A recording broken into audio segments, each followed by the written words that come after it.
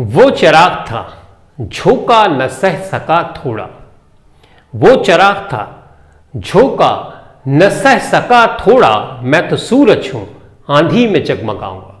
तो इसी के साथ हम शुरू करते हैं मैथमेटिक्स का एक नया चैप्टर जिसका नाम है quadratic equations. Good morning dear students, hope you all are healthy and happy. आज इस क्लास में हम मैथमेटिक्स में एक नया चैप्टर शुरू करने जा रहे हैं जिसका नाम है क्वाड्रेटिक इक्वेशंस। इस क्लास में क्वाड्रेटिक इक्वेशंस से रिलेटेड जितने कॉन्सेप्ट्स हैं वो सारे कॉन्सेप्ट्स हम कवर करने वाले हैं। क्वाड्रेटिक इक्वेशंस में जो टॉपिक्स हम कवर करेंगे वो है इंट्रोडक्शन टू क्वाड्रेटिक इक्वेशन। ये क्वाड्रेटिक इक्वेशन क्या होती है, कैसे हम आइडेंटिफाई करेंगे, इसके बारे में सीखेंगे। अगर ग्राफ पे क्वाड्रेटिक इक्वेशन प्लॉटेड है तो हम कैसे पता करें कि जो प्लॉटेड इक्वेशन है वो क्वाड्रेटिक इक्वेशन ही है। क्वाड्रेटिक इक्वेशन के साथ कोएफिशिएंट होते हैं ए बी सी। तो ग्राफ को देखकर ही हम कैसे ये बता दें कि क्वाड्रेटिक इक्वेशन का ग्राफ जो वहां पे प्लॉटेड है उसका ए का साइन कौन सा है, पॉजिटिव नेगेटिव, बी का क्या साइन है और सी का क्या साइन है। इन शॉर्ट हम बहुत से इंफॉर्मेशन आज इस क्लास में सीखने वाले हैं रिलेटेड टू क्वाड्रेटिक इक्वेशंस। दूसरा है solution of quadratic equation by factorisation. अगर हमने इक्वेशन बना ली तो उसका आंसर भी फाइंड करना जरूरी है, यानी फैक्टराइज करके एक तो मेथड होता है कि क्वाड्रेटिक इक्वेशन का सॉल्यूशन हम फाइंड कर लें। मिडिल टर्म को स्प्लिट करके कैसे फैक्टराइजेशन करना है, इससे रिलेटेड तुमने क्वेश्चंस क्लास 9 में भी सॉल्व किए और क्लास 10 में भी सॉल्व किए।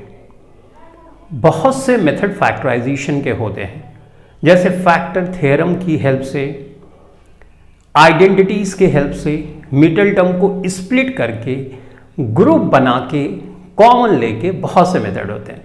तो यहां पे हम मिडिल टर्म को स्प्लिट करके कैसे क्वाड्रेटिक इक्वेशन का सॉल्यूशन फाइंड करेंगे उसके बारे में सीखने वाले हैं, लेकिन बहुत ज़्यादा नहीं सीखेंगे क्योंकि मिडिल टर्म को स्प्लिट करके कैसे सॉल्यूशन फाइंड करना है इसको तुम अच्छी तरह से पहले से भी जानते हो, तो थोड़ा सा इसके बारे में हम पढ़ेंगे।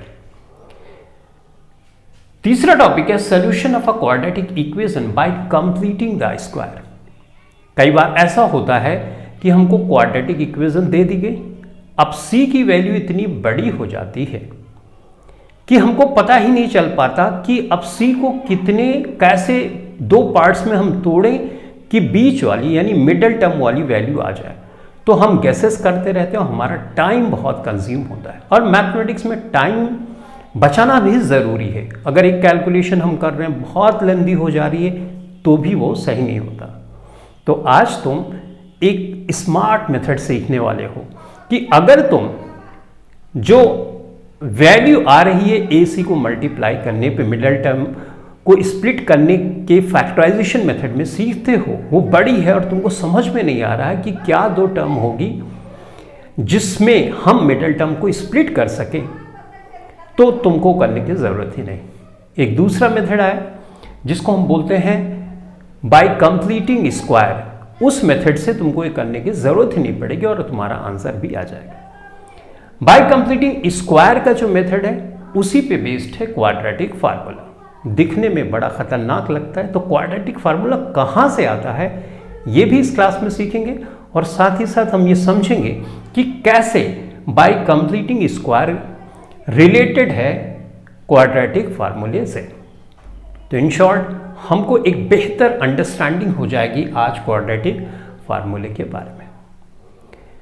अब क्वाड्रेटिक इक्वेशन बहुत सी है, लेकिन हर क्वाड्रेटिक इक्वेशन की क्या रियल रूट्स मिलेगी, एक्स की वैल्यू मिलेगी, ये भी आइडेंटिफाई करना जरूरी है। तो ये बातें हम सीखेंगे नेचर ऑफ रूट्स। रूट्स माने एक्स की वैल्यू, वेरिएबल की वैल्यू। तो इसको हम कैसे आइडेंटिफाई करें। पूरा सॉल्व करने के बाद पता चला नहीं इसकी रियल रूट्स नहीं निकलेगी तो हमारा टाइम वेस्ट होगा, तो हम पहले से ही चेक कर लें, राइट, कि रियल रूट्स निकलेगी या नहीं निकलेगी। उसके हिसाब से हम अपना डिसीजन ले सकते हैं।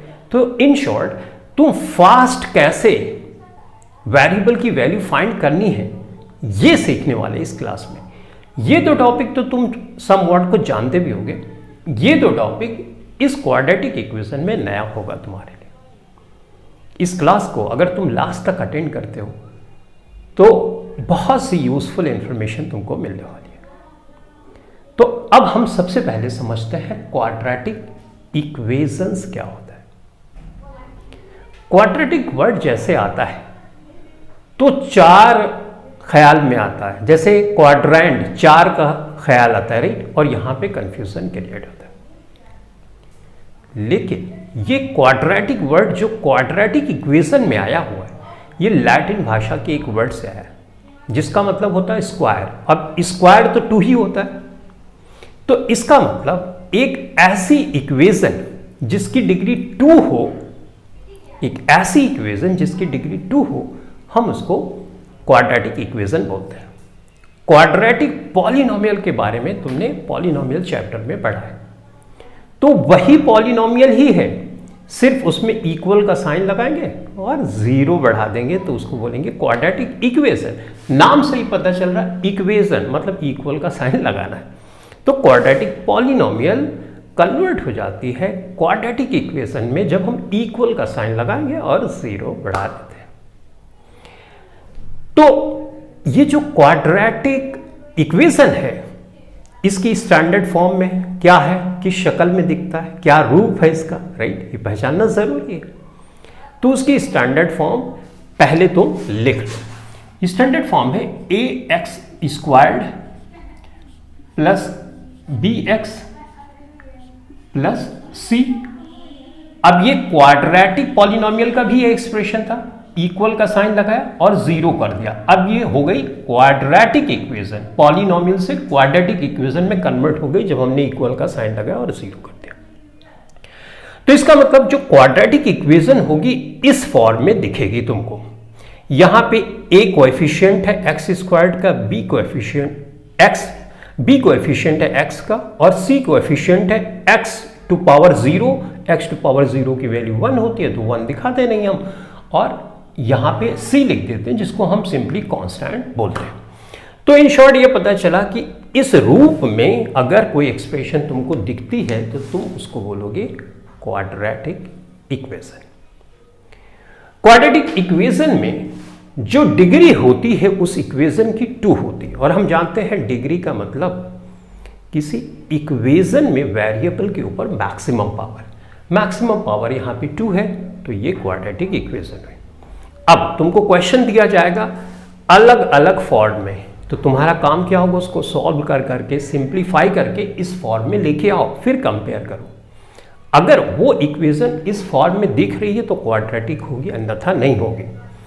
मिस्टेक बच्चे क्या करते हैं कि सॉल्व नहीं करते और कहीं पे स्क्वायर्ड उनको दिखा और बोल देते हैं वो क्वाड्रेटिक है। तो कई बार ऐसा होता है क्वाड्रेटिक नहीं होती, सॉल्व करने के बाद कुछ दूसरी एक्सप्रेशन आ जाती, तो पहले सॉल्व करना। आई रिपीट, कोई भी एक्सप्रेशन दी गई है उसको बोलने से पहले कि क्वाड्रेटिक है उसको सॉल्व करके इस फॉर्म में लेके आओ और फिर डिसाइड करो कि वो क्वाड्रेटिक इक्वेशन है कि नहीं है। पहली चीज, क्वाड्रेटिक इक्वेशन मतलब डिग्री उस इक्वेशन की 2 होनी चाहिए, कम भी नहीं ज्यादा भी नहीं, एग्जैक्टली 2। यानी उस इक्वेशन में जो वेरिएबल के ऊपर मैक्सिमम पावर है वो 2 होनी चाहिए। डन। दूसरी चीज, एक क्वाड्रेटिक इक्वेशन दी गई है तो उसमें नंबर ऑफ टर्म्स मैक्सिमम अधिकतम 3 से ज्यादा नहीं हो सकती। जैसे 1 टर्म, 2 टर्म, 3 टर्म, 3 टर्म से ज्यादा नहीं हो सकती, कम हो सकती है, लेकिन हो सकता है ये ना हो ये ना हो, लेकिन ये जरूर रहेगा। तो क्या समझा, अगर पावर 4 होती तो कितनी टर्म्स होती, 1 ज्यादा। अगर 3 होती तो 1 ज्यादा, यहां पे 2 है तो 1 ज्यादा। तो जितनी मैक्सिमम पावर किसी इक्वेशन में होती है उससे 1 ज्यादा टर्म पॉसिबल है, मैक्सिमम, उससे ज्यादा पॉसिबल नहीं। कोई तुमसे बोलता है मुझे एक क्वाड्रेटिक इक्वेशन मिली जिसमें मैंने देखा टर्म्स 5 है, तो क्या ये पॉसिबल है? No, it is not possible. दूसरी चीज हमने क्वाड्रेटिक इक्वेशन के बारे में समझी। अब ये जो क्वाड्रेटिक इक्वेशन है, मैं एक एक्सप्रेशन इसका लिखता हूं, तुम बताओ कि वो क्या क्वाड्रेटिक इक्वेशन है कि नहीं। तुमको इस स्टैंडर्ड फॉर्म से कंपेयर करना है। तो मैं यहां पे लिखता हूं 3 x square plus 7x plus 4 is equal to 0।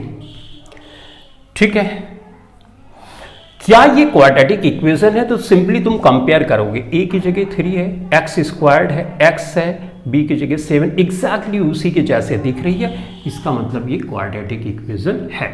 तो समझ गए, अगर इस फॉर्म में नहीं होती कोई एक्सप्रेशन तो पहले तुम उसको सिंप्लीफाई करके इस तरह से लाके सब कुछ अरेंज करते, फिर कंपेयर करके बताते कि क्वाड्रेटिक इक्वेशन है कि नहीं है। तो पहचानना तो समझ गए, कोई एक्सप्रेशन दी गई है, अगर इधर उधर करके दी गई है तो इस फॉर्म में लाओ, कंपेयर करो और फिर बता दो कि वो क्वाड्रेटिक इक्वेशन है कि नहीं। तो ये तो तुमने देखकर ही बता दिया, सिंप्लीफाई करके बता दिया कि गिवन एक्सप्रेशन, गिवन इक्वेशन एक क्वाड्रेटिक इक्वेशन है कि नहीं है। अब अगर मैं यहां पे a की वैल्यू 0 कर दूं, what I said? I said अगर मैं a की वैल्यू 0 कर दूं तो क्या ये क्वाड्रेटिक इक्वेशन बनी रह पाएगी कि नहीं? तो a की वैल्यू अगर तुम 0 करोगे और यहां x स्क्वायर्ड से गुणा करोगे तो किसी भी नंबर को 0 से मल्टीप्लाई करते हो तो वो पूरी एक्सप्रेशन 0 हो जाती, यानी ये तो हो जाएगा 0। तो जब x स्क्वायर्ड ही नहीं रहा तो क्वाड्रेटिक इक्वेशन नहीं हो सकता।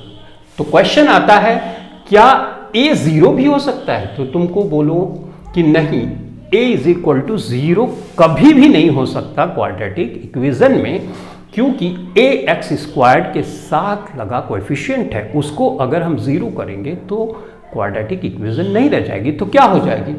वो तो लीनियर इक्वेशन के जैसे बन जाएगी, ये देखो, राइट? तो a can not be equal to 0। तो पहली चीज ये इंपॉर्टेंट हमने सीखी। अब बात करते हैं कि अगर ये क्वाड्रेटिक इक्वेशन को मैं ग्राफ पे प्लॉट करूं तो ये किस तरह से दिखेगा। लीनियर इक्वेशन में हमने देखा था कि ग्राफ पे प्लॉट करने पे वो एक लाइन, स्ट्रेट लाइन देती थी, तो इसीलिए तो उसका नाम लीनियर पड़ा था, लाइन से लीनियर, राइट? तो कोई भी लीनियर इक्वेशन को जब हम ग्राफ पे प्लॉट करते हैं तो एक स्ट्रेट लाइन मिलती थी। क्वाड्रेटिक में ऐसा नहीं होता है। क्वाड्रेटिक में तुमको इस तरह का शेप मिलता है, या इस तरह से या इस तरह से। इसको हम बोलते हैं पैराबोला। क्या बोला? पैराबोला। ठीक है, इस तरह के शेप या इस तरह के शेप, यानी ओपन अपवर्ड, ओपन डाउनवर्ड, इस तरह की तुमको ग्राफ मिलेगी। तो तुम समझ जाना कि वो क्वाड्रेटिक पॉलिनोमियल या क्वाड्रेटिक इक्वेशन का ग्राफ है। लेकिन यहां पे भी ध्यान में रखना है कि क्वाड्रेटिक इक्वेशन जो होगी उसमें जो वेरिएबल होगा, जैसे यहां पे x है, उसकी मैक्सिमम 2 वैल्यूज आ सकती है, मैक्सिमम, या बोलो 2 रूट्स आ सकती है, या 2 जीरोज मिल सकते हैं, उससे ज्यादा नहीं हो सकता। अगर उससे ज्यादा तुमको मिल रहा है तो इसका मतलब वो क्वाड्रेटिक नहीं है। जैसे फॉर एग्जांपल मैंने ग्राफ प्लॉट किया इस तरह से, u बनाया, u बनाया, u बनाया, तो x एक्सिस ये है, ये x एक्सिस है, x एक्सिस पे यहां पे कट किया तो मतलब 1 0 1 x की वैल्यू, यहां पे एक x की वैल्यू, यहां पे कितनी वैल्यू हो गई? 3। तो ये दिख तो रहा है थोड़ा सा, तुम बोलोगे पैराबोला के जैसा दिख रहा है ये इधर, तो ये क्वाड्रेटिक है, जबकि ये क्वाड्रेटिक नहीं है। तो तुमको साथ ही साथ ये भी देखना है कि जीरोस या रूट्स कितनी तुमको दिख रही। अगर रूट्स 2 से ज्यादा है तो ये श्योर हो जाए वो क्वाड्रेटिक तो नहीं है। 2 से कम हो सकता है लेकिन ज्यादा कभी कभी कभी नहीं हो सकता। डन? तो फाइनली हमने ये समझा कि हमारे पास अगर मैं प्लॉट करूंगा ग्राफ क्वाड्रेटिक इक्वेशन का तो पैराबोला मिलेगा। तो कुछ पैराबोला बना देते हैं, फिर थोड़ी सी और बातें इस पे हम करेंगे। यहां पे ध्यान से देखना, u बनाया हमने, u बनाया, ऐसे भी हो सकता है, राइट? ये भी पैराबोला ही हुआ, ऐसे भी हो सकता है, या ऐसे भी हो सकता है, राइट? या ऐसा पॉसिबल है कि u भी आ जाए, राइट? हो सकता है कि u कुछ इस तरह से आ जाए, या ऐसा भी पॉसिबल है कि कुछ इस तरह की सिचुएशन आ जाए। तो अब देखो, क्या ये क्वाड्रेटिक इक्वेशन हो सकती है? तो या तो इस तरह से या तो इस तरह से इसी शेप में आ रही है, इसका मतलब ये क्वाड्रेटिक इक्वेशन हो सकता है। डन। अब अगर क्वाड्रेटिक इक्वेशन हो सकता है तो हमको ये देखना है कि इस क्वाड्रेटिक ये जो ग्राफ है इसमें कितनी सोल्यूशन है। तो एक्स एक्सिस पे जितनी जगह कट करता है उतने सोल्यूशन होते हैं। सिंपल है, तो बहुत आसान है। एक्स एक्सिस ये अपनी है और ये वाई एक्सिस, तो एक्स एक्सिस पे एक जगह दो जगह कट किया तो दो सोल्यूशन, एक दो दो सोल्यूशन। यहां पे एक्स एक्सिस पे कट ही नहीं कर रहा है तो नो सोल्यूशन, और यहां पे नो सोल्यूशन, यहां पे देखो टच कर रहा है तो मतलब सोल्यूशन यहां पे दो है लेकिन इक्वल सोल्यूशन, यानी x के जैसे मान आए 1 तो दूसरा मान भी 1 है। दो तो आ रहा है लेकिन टच करने का मतलब इक्वल रूट्स है, इक्वल वैल्यू है, तो इस तरह का ग्राफ दिखता है। यहां पर भी सेम सिचुएशन है। तो कितने वैल्यूज आ रही हैं ये देख के तुम बता सकते हो ग्राफ पे भी, राइट। अब आती है बात कि यहां पे इस तरह का ग्राफ कब बनता है और इस तरह का, यानी ओपन डाउनवर्ड ग्राफ कब आता है, ओपन अपवर्ड ग्राफ कब बनता है एक क्वाड्रेटिक इक्वेशन में। बहुत ही आसान है, ध्यान से मेरी बातें सुनना। देखो यहां पे तुमने ये तो देख लिया कि a कभी भी जीरो नहीं हो सकता, राइट।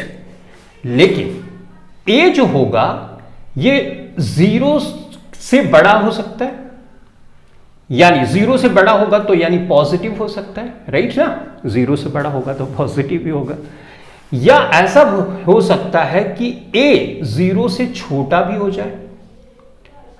ये जीरो से छोटा जाएगा तो नेगेटिव नंबर की तरफ बढ़ते जाते हैं हम, तो नेगेटिव हो जाएगा। अब मेरी बात ध्यान से सुनना, जब भी ग्राफ पॉजिटिव आएगा तो किस तरह से आएगा इसकी ट्रिक सुनो। देखो मैंने ऐसे एक बच्चे को बनाया, ये है। अब ये बताओ, ये बच्चा हंसता हुआ लग रहा है या रोता हुआ लग रहा है? हंसता हुआ लग रहा है, खुश लग रहा है। अब ये बनाता हूं, ध्यान से देखना, ये और ये गुस्से में लग रहा है, राइट। कोई चीज अगर पॉजिटिव होती है तो खुश होती है, तो इसका मतलब ग्राफ अगर इस तरह से बने ओपन अपवर्ड, ये देखो इसको देख लेना, ओपन अपवर्ड बने जैसा कि इस केस में बन रहा है, तो ये पॉजिटिव होगा, ये पॉजिटिव होगा, ये पॉजिटिव होगा। तो ग्राफ को देख के ही हम बता देंगे यहाँ पे ए पॉजिटिव है, ये भी ए पॉजिटिव हुआ, राइट, और ये ए पॉजिटिव। कैसे हमने डिसाइड किया? बहुत सिंपल तरीके से ऐसे बना लेना, ऐसे कर देना, और करने के बाद वो हंसता हुआ खुद ही उसका चेहरा दिखने लगेगा, यानी वो पॉजिटिव है तभी तो खुश है, तभी तो हंस रहा है। अब ये गुस्से वाला लग रहा है, गुस्से वाला लग रहा है तो ये नेगेटिव होगा। यहाँ पे मैंने गलत लिखा था, ये नेगेटिव होगा। तो गुस्से वाला रहेगा तो मतलब क्या, क्रोध और गुस्सा, ये सब क्या है, नेगेटिव भावनाएं हैं, राइट। तो नेगेटिव वाला क्या होगा, ए यहाँ पे नेगेटिव हो जाएगा, ए यहाँ पे नेगेटिव हो जाएगा, राइट, और ए यहाँ पे नेगेटिव हो जाएगा। तो तुमने देखा कितनी आसानी से हम ग्राफ को देख के ही बता सकते हैं कि वो पॉजिटिव है, ए पॉजिटिव वहां पे है कि नेगेटिव है। तो इसका मतलब अब हम समझ जाएंगे कि देखो अगर मैं ऐसे ग्राफ बनाता हूं, ध्यान से देखना, ऐसे ग्राफ बनाता हूं कुछ यूं, तो तुम बताओ ये पॉजिटिव है कि नेगेटिव। अगर तुम भूल जाओ तो सिंपली ऐसे करना, ये वाला जो हिस्सा है ऐसे करना, यहां पे देखो हंसता हुआ, इसका मतलब ये हो गया हमारा पॉजिटिव, ठीक है। इसी तरह से अगर ऐसे ग्राफ कहीं पे देखो ऐसे, तो तुम देखो ऐसे बना लो, पहले ये गोला बना है, ये देखो गुस्से में लग रहा है, राइट, तो गुस्से में अगर ये देखो हंसते हुए लग रहा है, राइट ना, तो नेगेटिव पॉजिटिव है, ये तुमको ग्राफ को देखकर ही पता चल जाएगा। तो ये प्रॉब्लम हमारी सॉल्व हो गई। तो इसका मतलब ग्राफ इस तरह से या इस तरह से है, ये इस बात की इंफॉर्मेशन दे देता है कि a यानी एक्स स्क्वायर्ड का जो कोएफिशिएंट है वो पॉजिटिव है या नेगेटिव है। जीरो तो नहीं हो सकता, जीरो होगा तो क्वाड्रेटिक रहेगा ही नहीं। तो दो ही सिचुएशन पॉसिबल हो सकती है। अब हम बात करेंगे सी के बारे में। सी का मतलब होता है वैल्यू जो y एक्सिस पे है, वैल्यू जो y एक्सिस पे है। तो अब इतनी बात तो हम समझते हैं कि ये पॉजिटिव एक्स एक्सिस है, ये नेगेटिव एक्स एक्सिस है, ये पॉजिटिव वाई एक्सिस है, ये नेगेटिव वाई एक्सिस होती है। तो यहां पे देखो ये ग्राफ वाई एक्सिस पे कट कर रहा है और ये एक्सिस है नेगेटिव, तो सी की वैल्यू क्या होगी? ऑब्वियसली यहां पे नेगेटिव होगी। ठीक है, तो वाई एक्सिस पे तुमको देखना है सी वाला। ठीक, अब यहां पे वाई एक्सिस है लेकिन ये एक्सिस पॉजिटिव होती है, तो सी की वैल्यू यहां पे क्या हो जाएगी? पॉजिटिव हो जाएगी। यहां पे नेगेटिव हो जाएगी सी की वैल्यू। राइट, करेक्ट ना? समझ पा रहे हो? अब ये वाला तुम खुद से बताओ, ये क्या होगा? ये क्या होगा? ये तो यहां तो दिख नहीं रहा है, मान लो ये आगे ऐसे ऐसे बढ़ता जाता एक कंडीशन पे कट कर देता। अब बताओ, अब ये तो पॉजिटिव हो यानी सी पॉजिटिव होगा, तो सी पॉजिटिव होगा या नेगेटिव, यानी कांस्टेंट पॉजिटिव होगा यहां पे नेगेटिव होगा, ये ग्राफ को देखकर ही हम बता सकते हैं। है ना इंटरेस्टिंग? अब बची बी की बात। इससे रिलेटेड मैंने एक वीडियो ऑलरेडी बनाई हुई है, एक क्लास में मैंने डिटेल में समझाया। शॉर्ट में मैं बता देता हूं, डिटेल में अगर समझना लिंक डिस्क्रिप्शन में मौजूद होगी, वहां पे जाके इसके बारे में और बेहतर इंफॉर्मेशन ले सकते हो। ठीक है, तो ए की बात हो गई, बी की बात हो गई, ए की बात हो गई, सी की बात हो गई। अब हम बात करेंगे बी की। देखो, बी का मतलब होता है वर्टेक्स। जैसे मैं इस वाले को लेता हूं यहां पे, ठीक है, राइट।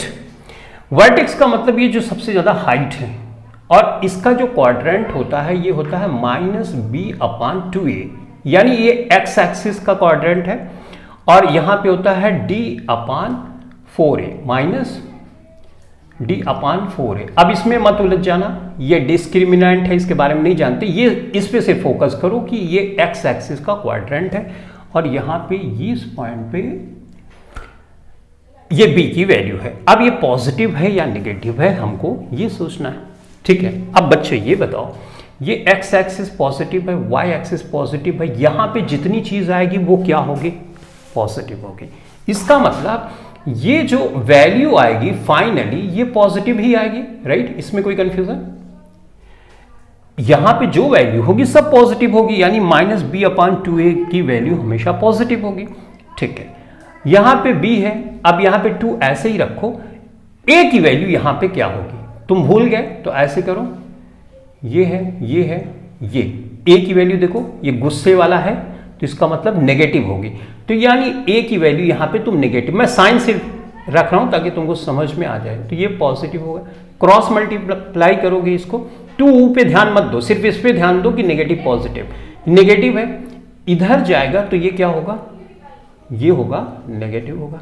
राइट होगा, क्योंकि यहां नेगेटिव जाएगा, पॉजिटिव से मल्टीप्लाई करेगा तो ये नेगेटिव हो जाएगा। अब हमको b की वैल्यू फाइंड करनी है, ना कि -b, तो माइनस इधर माइनस प्लस, यानी b की वैल्यू इस ग्राफ में पॉजिटिव है, तो b की वैल्यू इस तरह से डिसाइड करनी होती है। I hope you have understood. Still अगर कोई कंफ्यूजन है तो डिस्क्रिप्शन में लिंक मौजूद होंगी, उसको जाके साइंस से रिलेटेड बातें मैंने डिस्कशन उसमें किया है, उसको समझ सकते हो। डन। तो फाइनली हमने ये समझा कि यार ग्राफ से तो बहुत सी जानकारी मिल जाती है। एक सिंपल ग्राफ ये है तो हमको ये पता चल गया कि इसके 2 जीरोस हैं, हमको ये पता चल गया कि a का साइन क्या है, हमको ये पता चल गया कि c का साइन क्या, हमको ये भी पता चल गया कि b का साइन क्या है, हमको ये भी पता चल गया कि क्वाड्रेटिक इक्वेशन का ग्राफ यहाँ पे प्लॉट है, और पैराबोला तो तुम समझ ही गए। अब इसके अलावा अगर यहाँ पे ग्राफ पे ऑब्वियसली यहाँ पे नंबरिंग भी होती है 1 2 3 4, तो नंबरिंग को देख के तुम ये भी बता सकते हो कि जिस क्वाड्रेटिक इक्वेशन का ये ग्राफ यहाँ पे प्लॉट है उसकी जो वैल्यूज है वो कौन कौन सी वैल्यूज है। अगर यहाँ पे लिखा होता तो तुम बता देते, एक इसकी रूट होगी ये और दूसरी ये होगी। अब उसका एक एग्जाम्पल लेते हैं, फिर हम उसको बेहतर ढंग से समझते हैं, उसके बाद आगे हम मूव करेंगे। समझ में आ रही है? बातें थोड़ी सी डीप लग रही होंगी बट है बहुत इंपॉर्टेंट। इस टाइप का क्वेश्चन आएगा तो तुम बहुत आसानी से सॉल्व कर सको, और सोचो कि तुम वो चीजें सीख रहे हो जो कि तुमको मैथमेटिक्स में और बेहतर बना देगी, मैथमेटिक्स के लिए तुम्हारा इंटरेस्ट जगा देगी। करेक्ट? तो चलो अब मैं इसको मिटा देता हूं, इसको मिटाने के बाद एक एग्जाम्पल लूंगा जिसमें हम इन सारी बातों को एक बार फटाफट से डिस्कस कर लेंगे और फिर आगे बढ़ेंगे, ठीक है। ऑल राइट, तो ये मैंने यहां पे रब किया। अब मैं एक ग्राफ बनाने वाला हूं, ध्यान से देखना। ये है, ठीक है, ये है। अब देखो यहां पे मैं 1 लिख रहा हूं, 2 लिख, 3, 4, ठीक है। यहां पे मैंने 1 किया, इधर पे मार्किंग कर लेता हूं 1, 2, 3 और 4। ऑब्वियसली ये ऐसे बढ़ता जाएगा, हर साइड में ये बढ़ता ही जाता है, राइट, ठीक है। अब देखो मैं यहां पे जो ग्राफ बना रहा हूं, ध्यान से देखना, ये यहां से जा रहा ग्राफ, यू गया, यू गया, यू गया, यू पर। अब मैं यहां नंबरिंग कर रहा हूं 1, 2, 3, 4। यहां पे क्या है, ये -1 है, -2 है, -3 है, -4 है, ठीक है। और यहां पे ऑब्वियसली -1 है, उसके बाद -2 आएगा एंड सो ऑन, लेकिन यहां पे क्या है, -1 है, ठीक है। इस ग्राफ को क्या देख के बता सकते हो कि इस पॉइंट का कोऑर्डिनेट क्या है? तुम बोलोगे हाँ बता सकते हैं, क्योंकि इस पॉइंट का कोऑर्डिनेट का मतलब पहले x का कोऑर्डिनेट लिखेंगे फिर y का, तो x का कोऑर्डिनेट यहाँ पे x एक्सिस पे 4 है, तो इसका मतलब 4 है कॉमा y एक्सिस पे तो कुछ है ही नहीं, तो इस पॉइंट का कोऑर्डिनेट क्या आ गया, 4,0। इस पॉइंट का कोऑर्डिनेट बताओ। यहाँ पे x एक्सिस पे कुछ नहीं, y एक्सिस पे ही है, तो यानी ये 0 है और -4 है, राइट। यहाँ पे बताओ कोऑर्डिनेट क्या है। x एक्सिस पहले लिखते हैं, तो यानी x एक्सिस यानी -1 है और y एक्सिस पे तो कुछ है ही नहीं। देखो इस पॉइंट पे देखो, x एक्सिस पे है, y एक्सिस पे तो कुछ है ही नहीं, राइट। तो इसका मतलब इस पॉइंट का कोऑर्डिनेट हमारा ये 0 हो जाएगा, तो ये इसके कोऑर्डिनेट्स हमको मिल गए। इस तरह से ग्राफ प्लॉट किया गया है। अब तुमसे पहला क्वेश्चन पूछा जाता है कि इस ग्राफ को देख के ये बताओ कि ये ग्राफ क्या क्वाड्रेटिक इक्वेशन का ग्राफ हो सकता है। तो तुम देखोगे पैराबोला, बोलोगे क्वाड्रेटिक इक्वेशन का ये ग्राफ हो सकता है, टिक कर दिया, एक इंफॉर्मेशन पता चली। दूसरी चीज पूछी जाती है कि इस क्वाड्रेटिक इक्वेशन को देख के बताओ कि इसमें क्वाड्रेटिक इक्वेशन की कितनी रूट्स है, कितनी वैल्यू है। तो जहां पे x एक्सिस पे जहां x है, y नहीं, x एक्सिस पे जहां कट करे, 2 जगह कट कर रहा है, तो इसकी रूट्स कितनी है, इसकी रूट्स 2 है, ये भी पता चल गया। तीसरा, इस ग्राफ से तुमसे पूछा जाता है कि मुझे ये बताओ ये जो 2 रूट्स तुमको मिली है उसकी वैल्यू क्या है। तो ग्राफ पे देख के वैल्यू भी बता सकते हो। तो एक वैल्यू इसकी होगी, देखो x है, x की वैल्यू हमको लिखनी है, एक वैल्यू इसकी -1 है और यहाँ पे पॉजिटिव, यहाँ पे 4 है ना x की वैल्यू, तो इसका मतलब दूसरी रूट जो है या दूसरी वैल्यू x की है वो +4 है। तो हमने ये भी बता दिया। अब तुमको ये पूछा जाता है कि इस ग्राफ को देख के बताओ यहाँ पे c की वैल्यू क्या है। तो c की वैल्यू हम कहाँ देखते हैं, ये y एक्सिस पे जहां पे कट करता है यहाँ पे, तो y एक्सिस का कोऑर्डिनेट देंगे, तो c की वैल्यू यहाँ पे क्या हो गई, माइनस में होगी और यहाँ पे वैल्यू -4 होगी। अमेजिंग, एक ग्राफ से तुमको कितनी इंफॉर्मेशन कन्वे हो जा रही है, समझ में आई बात। अब तुमसे ये बोला जाए कि तुम मुझे ये भी बताओ कि a की जो वैल्यू होगी, a की जो वैल्यू होगी वो पॉजिटिव होगी जो इक्वेशन, अब इक्वेशन तो हमको दिख नहीं रहा है, इस ग्राफ से ही सब बताना है मुझे। तो तुम बोलोगे a की वैल्यू पॉजिटिव है, निगेटिव है, तो सर ने बताया है ऐसे करेंगे और ऐसे करें। ये तो हंसता हुआ ग्राफ आ रहा है, यानी a की वैल्यू यहां पे आएगी पॉजिटिव, राइट। ऑल राइट, अब उसके बाद तुमसे पूछा जाए कि c की वैल्यू नेगेटिव की पॉजिटिव, तो ये तो निकाल ही चुके हैं नेगेटिव। अब पूछा जाए कि b की वैल्यू बताओ पॉजिटिव है कि नेगेटिव है, तो वही वाला फार्मूला लगाएंगे, -b/2a वाला इज इक्वल टू, इस क्वाड्रेंट में b की वैल्यू पड़ रही, b की वैल्यू ये वर्टेक्स होती है, राइट। यहां पे हमने इसको किया। अब यहां पे x की वैल्यू क्या है, देखो ध्यान से, ये x एक्सिस तो पॉजिटिव ही है ना, y एक्सिस नेगेटिव है, यानी x एक्सिस का ये कोऑर्डिनेट है, इसका मतलब ये तो पॉजिटिव ही है।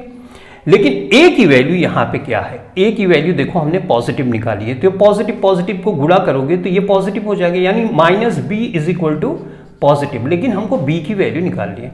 तो इसका मतलब इधर माइनस से मल्टीप्लाई करेंगे तो इधर माइनस हो, यानी b की वैल्यू क्या आ गई हमारे पास, नेगेटिव आ गई।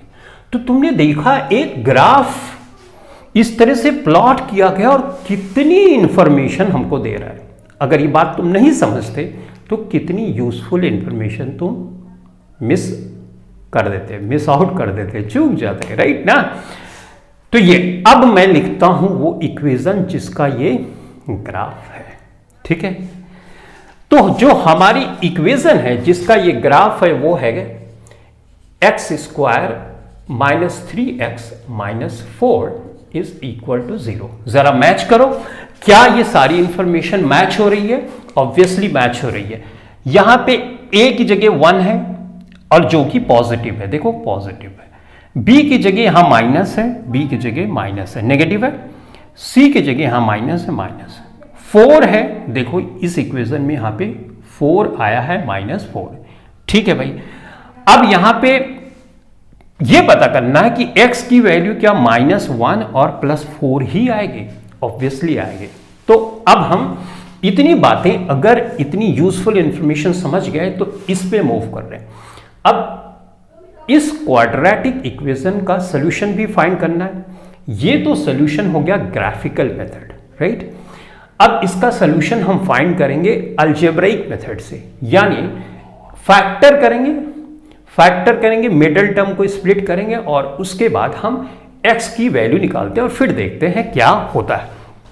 तो देखो, मैंने तुमको कई बार बताया है कि अगर बहुत फास्ट करना है मिडिल टर्म स्प्लिटिंग तो कैसे तुमको सोचना है।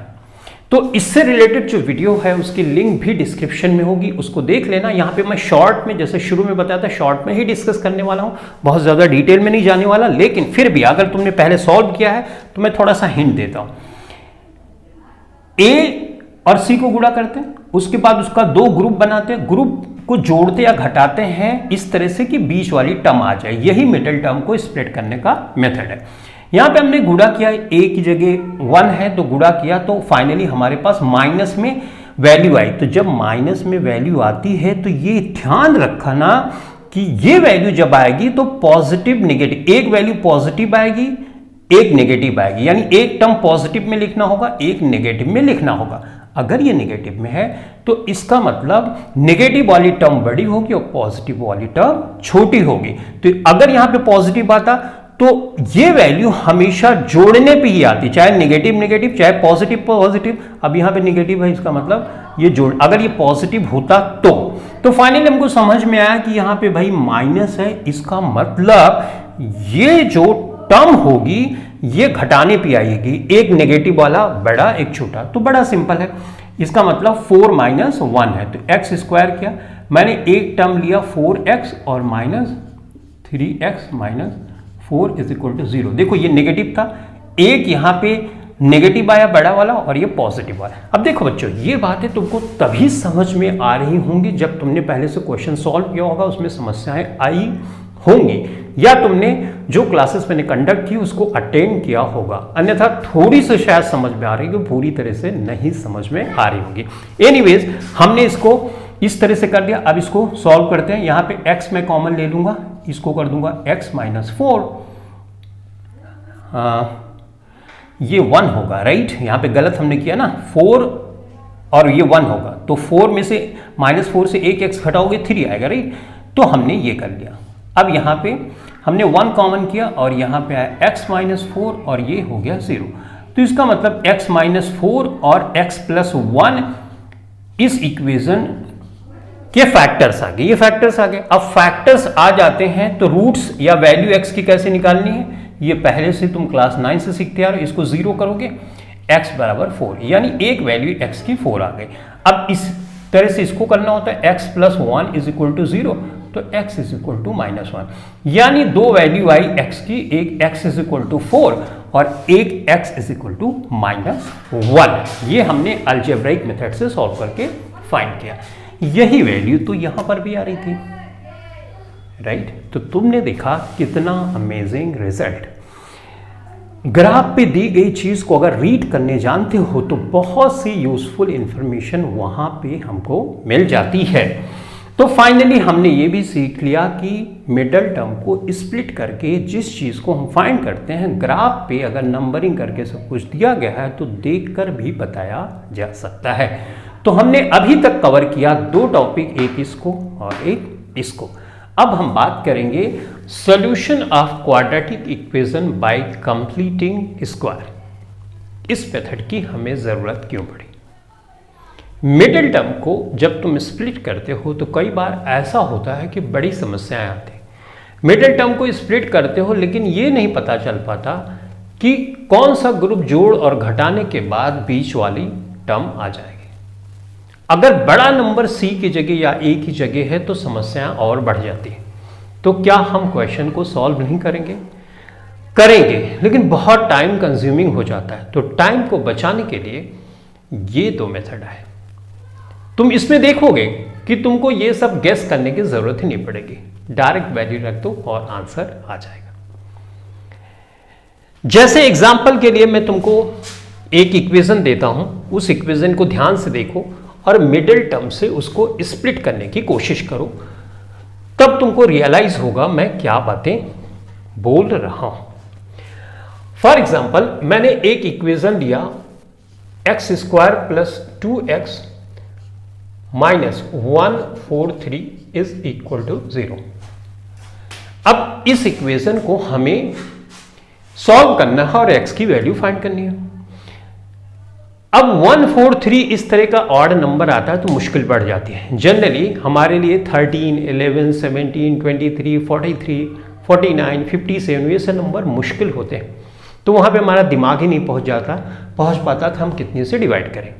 तो ये फिर भी नंबर छोटा है, अगर तुम 11 से डिवाइड करोगे डिवाइड हो जाएगा। 11 और 13 इसके दो फैक्टर आएंगे, 13 से 11 माइनस करोगे तो तुम्हारा 2 आंसर आ जाएगा।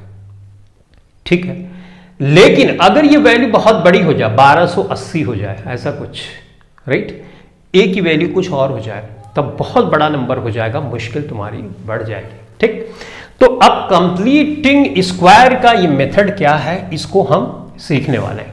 तो जो इक्वेशन मैंने ली थी उसी को ले रहा हूं ताकि पहले कॉन्सेप्ट समझ जाओ, उसके बाद तो क्वेश्चन तो कर ही लोगे। तो इसके पहले की जो इक्वेशन मैंने ली थी वो थी x square minus 3x plus 4 is equal to 0। अब देखो मैं कैसे कर रहा हूं। कंप्लीटिंग स्क्वायर का मेथड अप्लाई करने के लिए सबसे पहले जो c है उसको राइट हैंड साइड लेके चले जाओ। अगर नहीं लेके आओगे तो भी सॉल्व कर सकते हो, लेकिन ये सबसे इजी मेथड होगा, तुमको समस्या नहीं आएगी, ज़्यादा कैलकुलेशन नहीं करनी पड़ेगी। तो सबसे पहले क्या करना है, इस c की वैल्यू को उधर लेके आओ। तो कर दिया भाई 3x और हमने ये 4 कर दिया, लेकिन ये प्लस में था तो यहाँ माइनस में कर दिया। ठीक, इतनी बात समझ पाए। अब दूसरी चीज़ देखनी होती है कि यहाँ पे x का जो कोएफिशिएंट है वो 1 है कि नहीं है। अगर 1 नहीं है तो 1 हमको बनाना पड़ता है, ये याद रखना, बनाना पड़ता है, उसको 1 बनाना पड़ता है। कैसे भाई? एग्जाम्पल के लिए एक इक्वेशन है, मान लो एग्जाम्पल के लिए बोल रहा हूँ, राइट, 3x है, मान लो ये 2, ऐसे ही लिख रहा हूँ मैं, रैंडमली सोच नहीं रहा क्या है क्या कुछ, बस तुमको एक आइडिया देना चाहता हूँ। तो इसको 1 करना पड़ेगा। 1 करने के लिए तुम 3 से इसको मान लो 2 उधर है उस साइड में, 3 से इसको डिवाइड करोगे तो ये क्या हो जाएगा 1।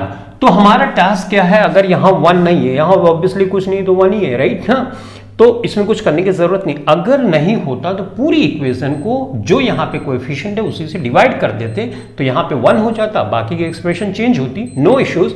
हमारा काम है इसको 1 करना। तो अब ये 1 हो गया फाइनली। अब हमको क्या करना है, ये जो b वाला कोएफिशिएंट है, यहाँ -3 मत सोचना, सिर्फ न्यूमेरिकल वैल्यू 3 है ना, इसको आधा कर दो। तो हमने 3 को आधा कर दिया। डन। क्या सब जगह हाफ करना? हाँ, हर जगह हाफ करना है, तुमको 2 से डिवाइड ही करना है b वाला जो कोएफिशिएंट है। तो हमने b वाले कोएफिशिएंट को यहाँ पे हाफ कर दिया। ठीक है, यहाँ पे ये -4 है, ठीक है, -4 लेके हम चलते हैं। तो ये माइनस है, इधर आएगा तो ये प्लस में हो जाएगा। ठीक है, अभी बात समझ में आ गई। यही वाली तो इक्वेशन हमने पहले ली थी, राइट ना।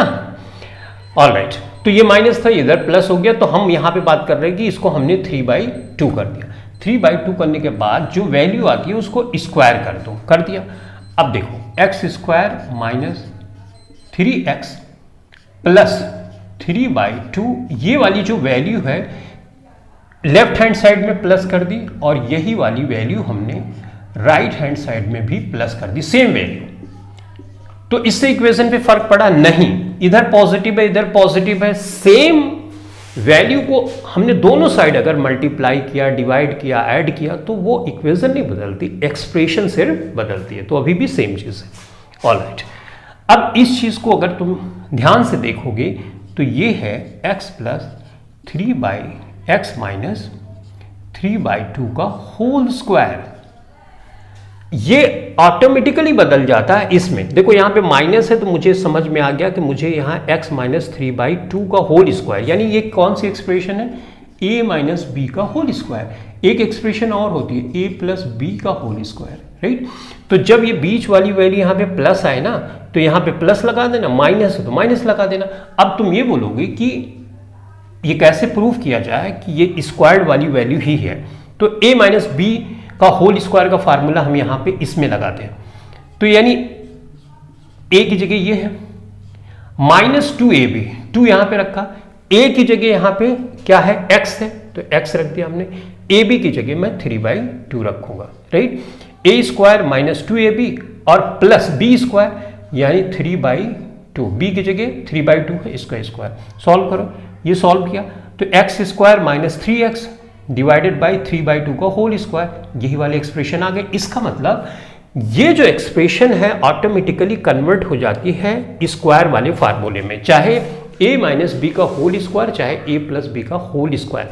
लेकिन कैसे हमको पता चलेगा, माइनस रहेगा तो माइनस वाले में, प्लस रहेगा तो प्लस वाले में, ये ऑटोमेटिकली कन्वर्ट हो जाता है, तुमको चेक करने की जरूरत नहीं पड़ेगी, मैं तुमको दिखा रहा हूं कि ऐसा हो जाता है। अब ये क्या है, completing the square, right, square complete हो गया। अब देखो कैसे फटाफट से ये सॉल्व होता है।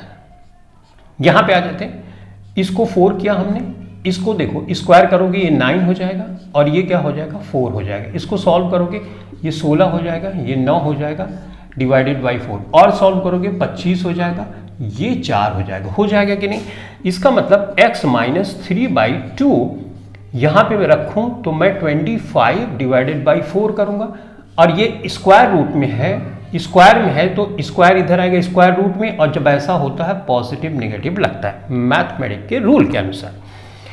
इसको हम सॉल्व करेंगे तो ये हमारे पास पॉजिटिव नेगेटिव 25 का स्क्वायर रूट 5 आएगा और इसका आएगा 4 आएगा, राइट। इसका मतलब अब x की वैल्यू मुझे फाइंड करना है तो मैं रखूंगा यहाँ पे, ये माइनस है तो उधर जाएगा तो पॉजिटिव में हो जाएगा, तो 3/2 हो गया, यानी राइट हैंड साइड जाएगा पॉजिटिव, और यहाँ पे पॉजिटिव नेगेटिव 5/4 है ऑलरेडी, ठीक है। तो यहाँ पे हमने इतना कर लिया, यहाँ पे थोड़ी मिस्टेक की, राइट। 4 का स्क्वायर रूट 2 होता है, 25 का 5 होता है, 4 का 2 होता है, तो यहाँ पे 2 होना चाहिए।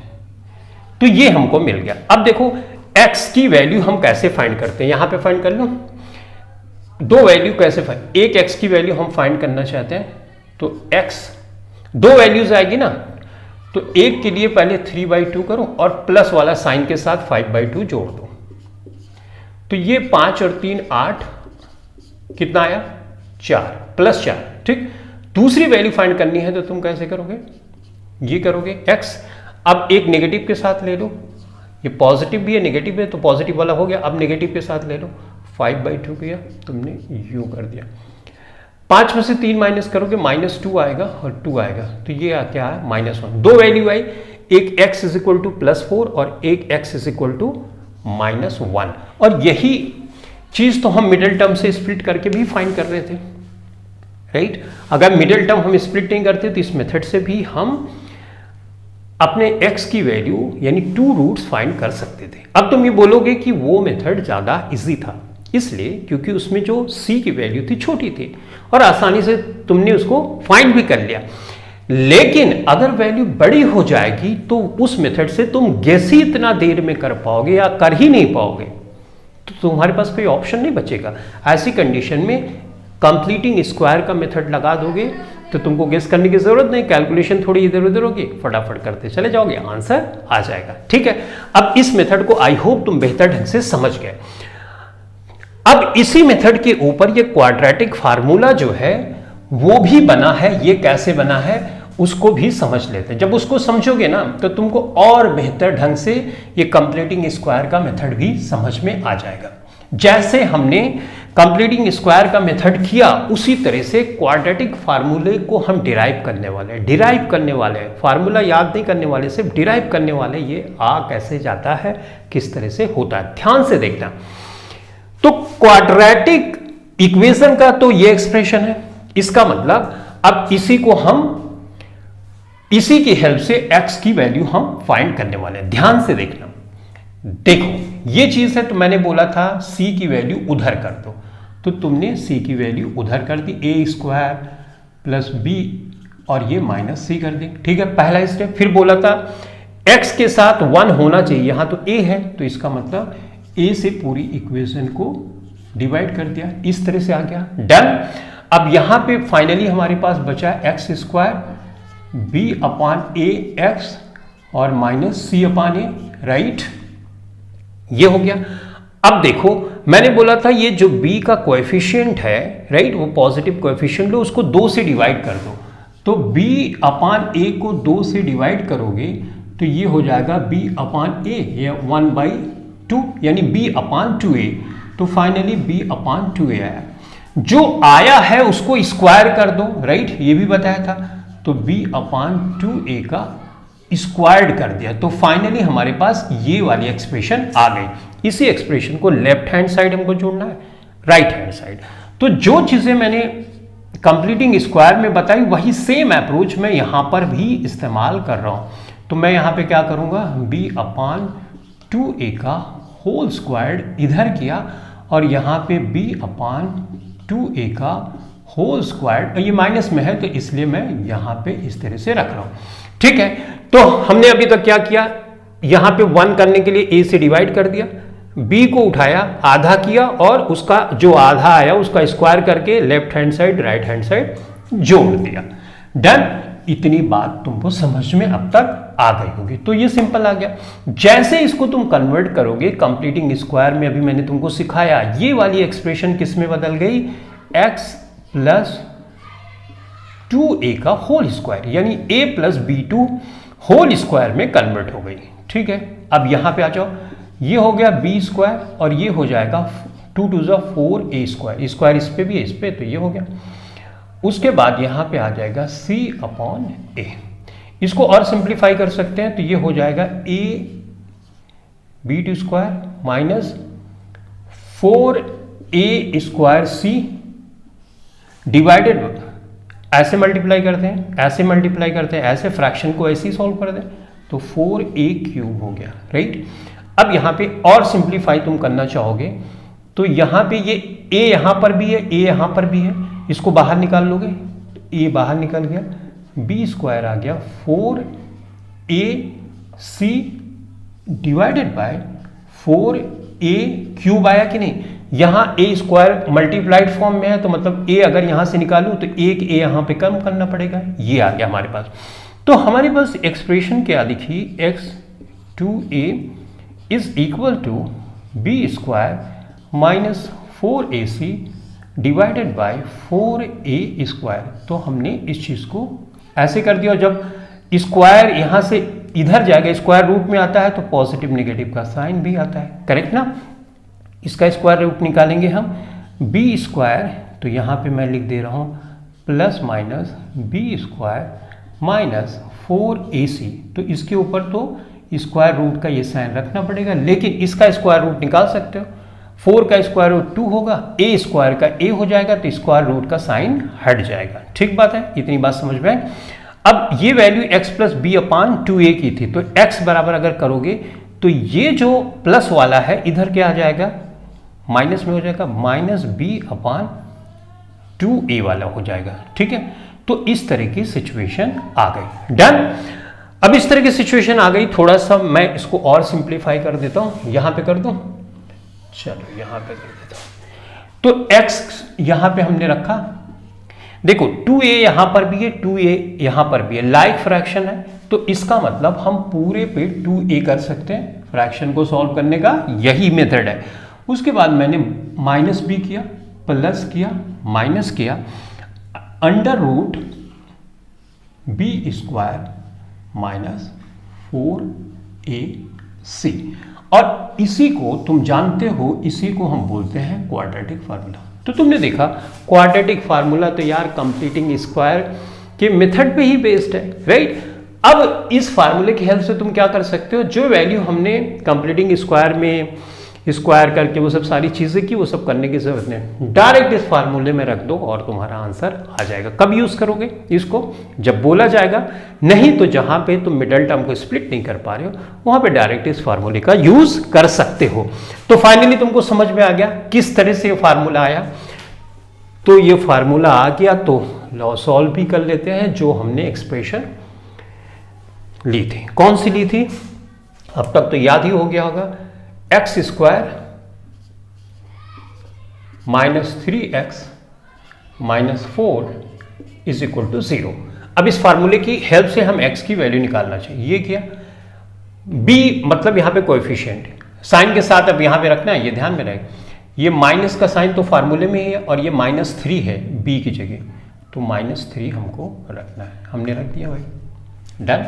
प्लस माइनस का साइन है, प्लस माइनस का साइन है, बी स्क्वायर यानी -3 का स्क्वायर, राइट, इसके ऊपर स्क्वायर रूट भी है, माइनस किया, 4 किया, a की जगह यहां पे क्या है 1 है, c की जगह यहां क्या है -4 है, ठीक है।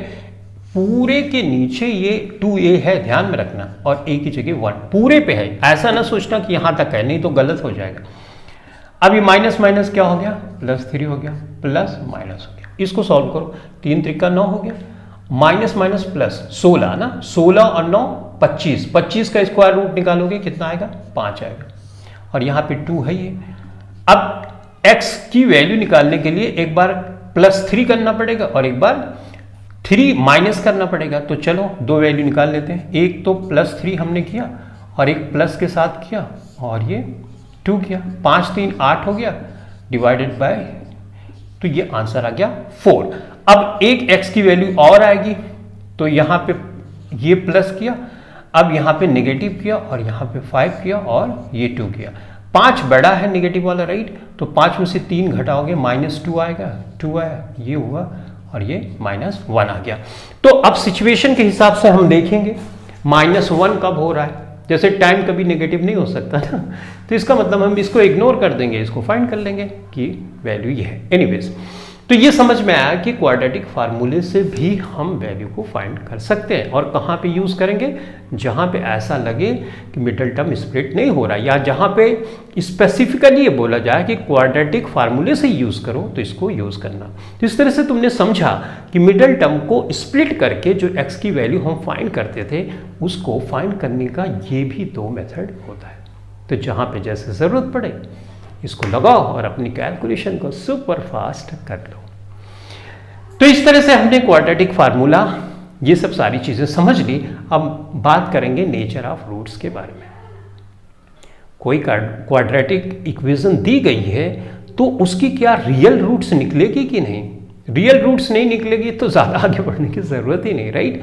लेकिन हमको कैसे पता चलेगा रियल रूट्स निकलेगी कि नहीं, बहुत सिंपल तरीका है, मैंने इससे रिलेटेड कई बार बातें की हैं, फिलहाल थोड़ा सा शॉर्ट में मैं बता देता हूँ। देखो, जैसे ये फार्मूला है, इस फार्मूले में सिर्फ तुमको ये लेना है b² - 4ac, ये सिर्फ ध्यान देना, ठीक है। इसको हम d से दिखाते हैं और इसको बोलते हैं डिस्क्रिमिनेंट, ठीक है। तो d यहां से आया, इस वाली वैल्यू को b² - 4ac को डिस्क्रिमिनेंट बोलते हैं। ये वैल्यू स्क्वायर रूट के अंदर है, ध्यान से सुनना मेरी बात, स्क्वायर रूट के अंदर है, तो स्क्वायर रूट के अंदर जो वैल्यू होती है हमेशा पॉजिटिव आती है, तभी रियल रूट मिलती है। क्या आती है, हमेशा पॉजिटिव आती है, तभी रियल रूट मिलती है। तो इसका मतलब यहां पे नेगेटिव तो नहीं हो सकता, नेगेटिव आएगा तो ये रियल रूट कभी नहीं देगा। इसका मतलब ये हुआ कि b² - 4ac की वैल्यू अगर हमको नेगेटिव आएगी यानी 0 से कम होगी तो कोई भी रियल रूट्स हमको नहीं मिलेगी। ठीक है, अगर बी स्क्वायर माइनस 4ac की वैल्यू 0 से ज्यादा होगी यानी पॉजिटिव होगी तो हमको 2 डिस्टिंक्ट रूट्स मिलेगी। 2 डिस्टिंक्ट रूट्स मिलेगी। अब एक कंडीशन हो सकती है, एक तो 0 से कम, अगर 0 से कम है तो इसका मतलब ये हुआ कि वो नेगेटिव है और नेगेटिव की कोई रियल रूट्स नहीं आती है। बी स्क्वायर माइनस 4ac मतलब इसकी वैल्यू ही अगर नेगेटिव आ रही है तो स्क्वायर रूट के अंदर कोई चीज अगर नेगेटिव होती है तो उसकी रियल वैल्यू तो आती नहीं है, राइट ना।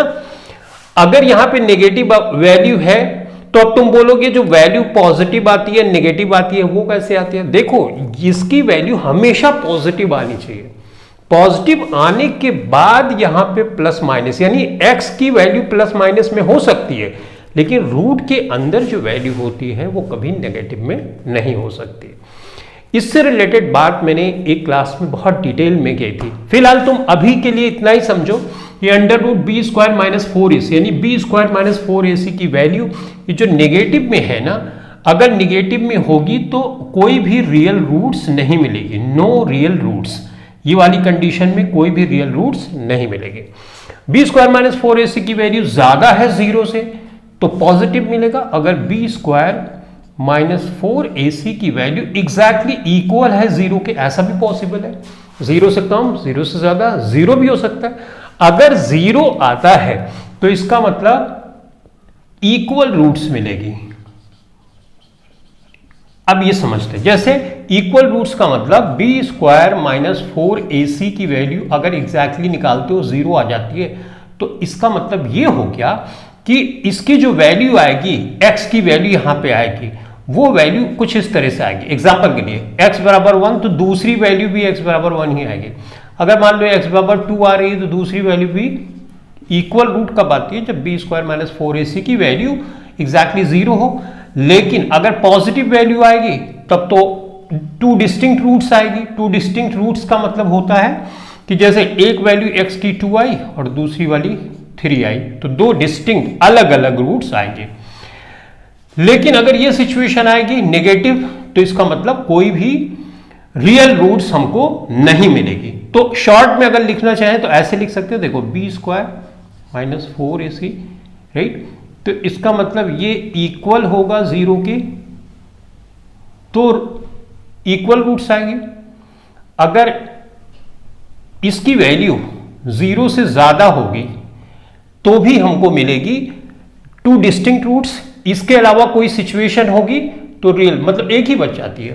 तो शॉर्ट में तुम ऐसे समझ लो, नेगेटिव आएगी वैल्यू तो कोई रियल रूट्स नहीं होंगे, सिंपल। और बाकी जो आएगी रूट्स उसकी हमको मिलेगी।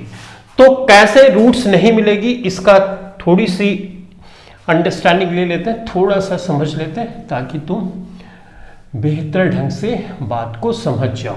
ठीक है, ओके। तो सबसे पहले जैसे मैंने एक एग्जांपल लिया 4x square plus 3x plus 5। ठीक है, इस इक्वेशन को सॉल्व करने से पहले ही हम चेक करना चाहते हैं क्या रियल रूट्स आएगी कि नहीं। तो चलो चेक करते हैं। हम लगाएंगे ये discriminant B square minus 4ac। अब देखो ध्यान रखो, इससे रिलेटेड बहुत से क्वेश्चंस तुम्हारी बुक में दिए गए हैं तो बहुत ध्यान से देखना है तुमको। बी स्क्वायर माइनस 4ac, अब इसको सॉल्व करो। b की जगह यहाँ पे 3 है तो 3 का स्क्वायर, 4 किया। a की जगह यहाँ पे 4 है तो 4 किया। उसके बाद c की जगह यहाँ पे 5 है तो 5 किया। ठीक है, ऐसे कर लेते हैं।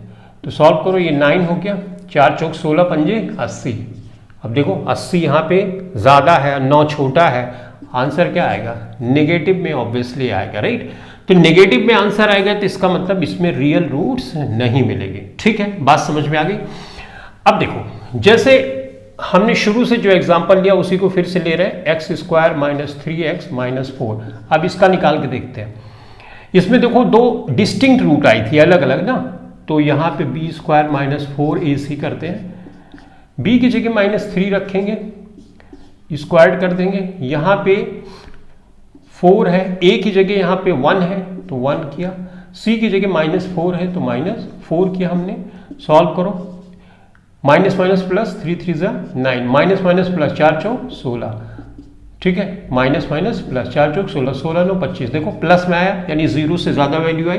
तो इस वाले में हमने देखा भी था कि हमको दो इक्वल रूट, दो डिस्टिंक्ट रूट मिल रही थी, एक +4 और एक -1, राइट ना। तो ये है कि अगर कोई इक्वेशन दी गई है तो उसको कैसे हम इस डिस्क्रिमिनेंट की हेल्प से ये बता सकते हैं कि उसकी इक्वल रूट निकलेगी भी या नहीं निकलेगी। तो आई होप तुम इस क्लास को बहुत बेहतर ढंग से समझ चुके हो और क्या क्या बताया गया है उसको बहुत बेहतर ढंग से तुमने नोट डाउन भी कर लिया। तो ये तो बात हुई हमारी क्वाड्रेटिक इक्वेशन की। इसमें मैंने कोशिश की है कि तुमको हर पॉइंट क्लियरली समझाओ, लेकिन फिर भी अगर कोई डाउट या कोई कंफ्यूजन है तो कमेंट सेक्शन में कमेंट करके पूछ सकते हो। तो बस आज की क्लास के लिए इतना ही। Thanks for watching this video. Thank you very much.